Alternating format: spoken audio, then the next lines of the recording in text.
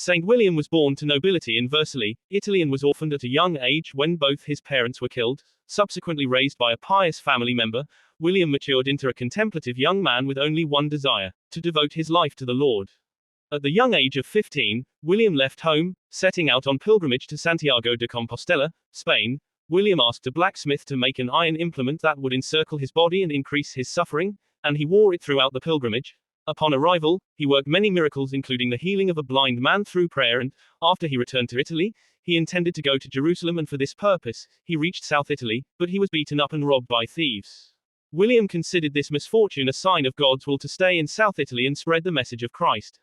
Because of this, he decided not to travel to Jerusalem anymore and to settle in South Italy, on the summit of Monte Vergine then known as Montevergine between Nola and Benevento, where he lived as a hermit. Here he attracted a number of followers and there, he spent his days in prayer, fasting and contemplation of the Lord. Especially devoted to the Blessed Virgin Mary, he began construction of a church in her honor, mining the rocks from the mountain by hand with the assistance of a lone donkey and founded the monastery of Montevergine. While at Montevergine, William of Vercelli is stated as having performed miracles.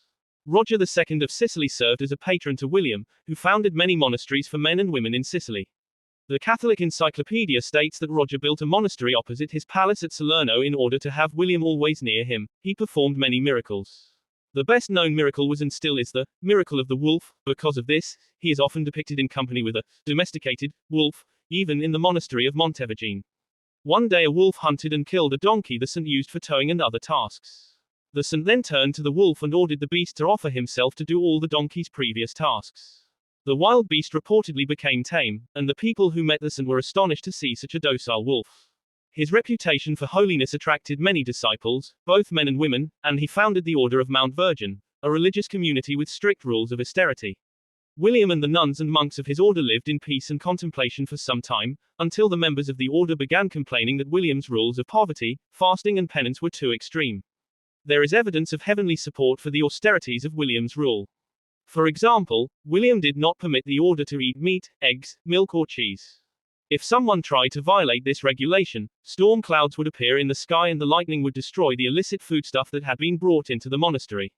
With the members of the order growing more disgruntled, William humbly removed himself from the situation to remove controversy and ensure the future of the order.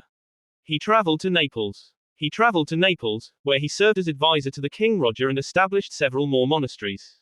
Hagiographer Tommaso Costo wrote that King Roger of Sicily had heard about William of Montevergine, and thus he wanted to meet him.